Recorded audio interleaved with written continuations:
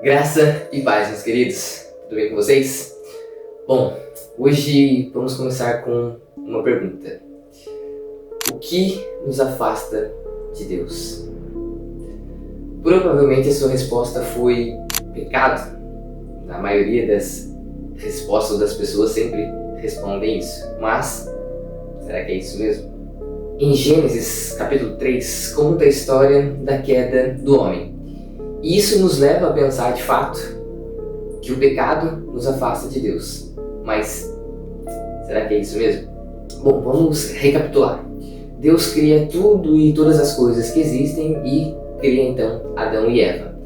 E dá a ordem ou a missão para eles de cuidarem e reinarem sobre a terra, com uma única condição: eles não comessem do fruto proibido, da árvore do conhecimento do bem e do mal. Essa era a única exceção que Deus havia colocado para eles. O resto era tudo deles, podiam reinar e comandar e mandar em tudo e todas as coisas por ali. E esse Deus que criou tudo e todas as coisas vinha toda viração de dia para conversar com eles, ou seja, tem um momento de mesa com Adão e Eva.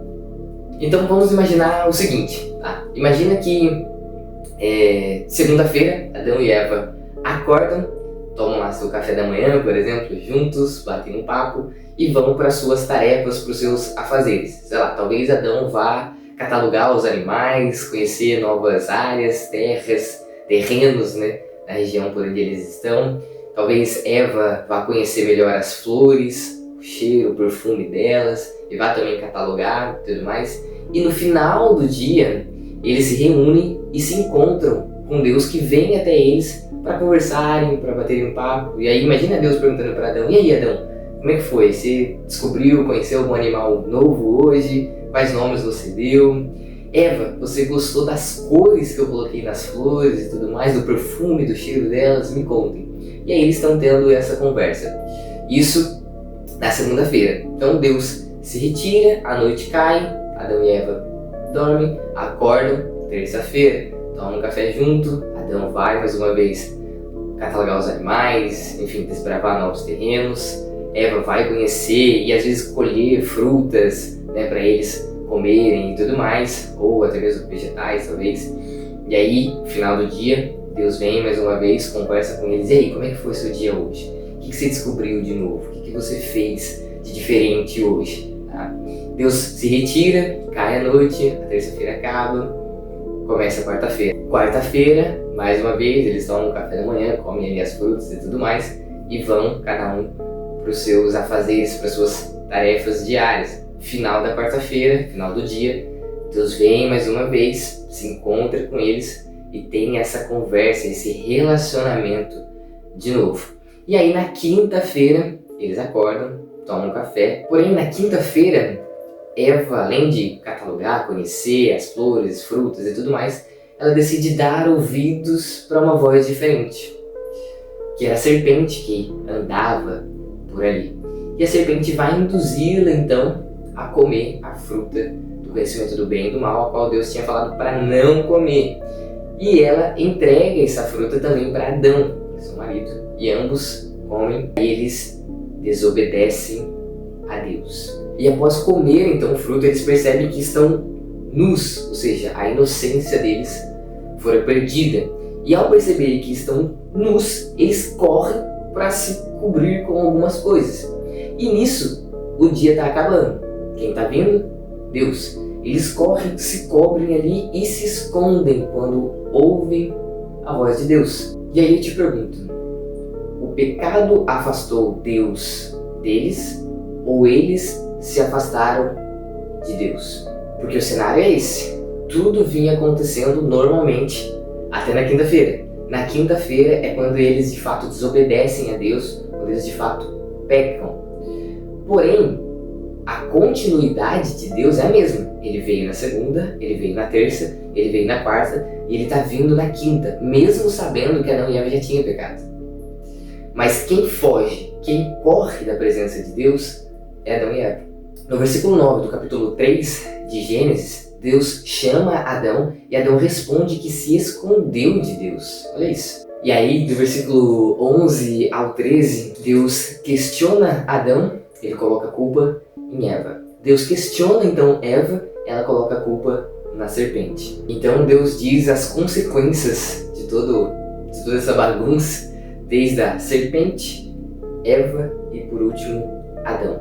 E dá a entender até então que até esse momento eles estão com medo, mas talvez não arrependidos. Porque quando eu estou arrependido, eu confesso o meu erro para melhorar aqui. E não ponho a culpa em alguém, por exemplo, sabe?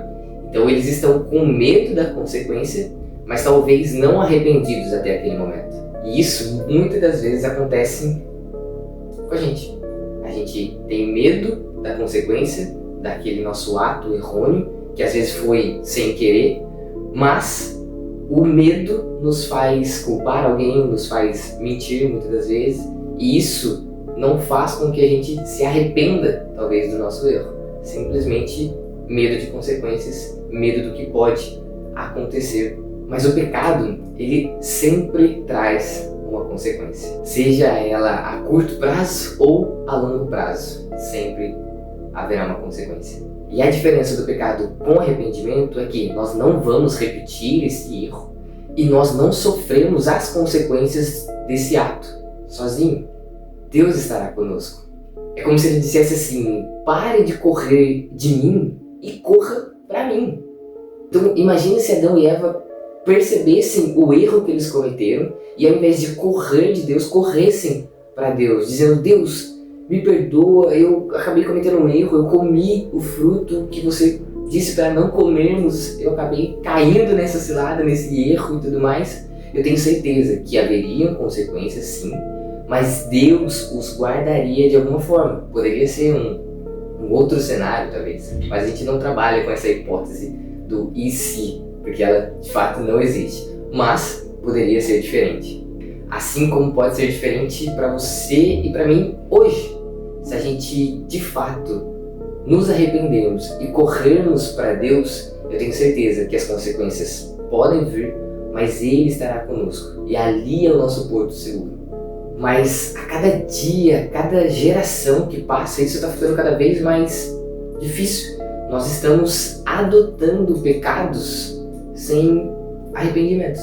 Um exemplo disso é aquela mentirinha boa que a gente conta, é aquele tapinha nas costas que a gente dá, ou pode ser até mesmo uma postura que a gente adotou, palavras e linguajares que nós adotamos que não nos traz mais arrependimento, sabe?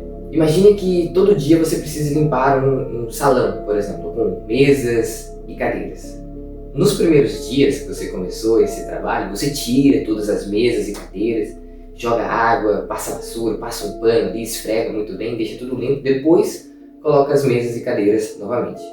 Passado o tempo, você não vai mais tirar as mesas e cadeiras, você vai varrer e passar o pano por de volta desses móveis, por exemplo.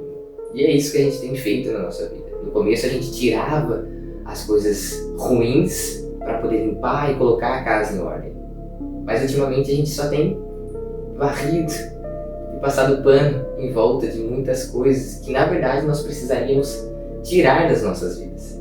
E o nosso pensamento por conta de tudo isso é que nós não somos dignos muitas vezes de estar próximo de Deus, de falar com Deus. Não, quem sou eu para pedir alguma coisa para Deus? Quem sou eu para fazer uma oração dessas para Deus? E com isso, não é Deus que se afasta, e sim nós que nos afastamos de Deus. E às vezes até começamos a achar que temos o controle das situações, ou o controle total das nossas vidas. E para fechar esse vídeo, eu queria te propor um desafio. Vamos tirar tudo aquilo que tem acumulado coisas na nossa vida, erros e pecados que nós temos aceitado e não nos arrependido com relação a isso. Simplesmente, isso aí não tem nada a ver. Essa frase, não tem nada a ver, é onde mais nos pega. Então, o desafio é esse. Eu e você vamos repensar tudo aquilo que temos feito, ouvido, falado, presenciado, como disse em vídeos anteriores, e reformular de fato a nossa vida. Se a gente olhar e conseguir ver esses erros, que esses erros não nos afaste de Deus, mas faça a gente correr para Ele arrependido e pronto para encarar as consequências, porém sabendo que Deus estará ao nosso lado.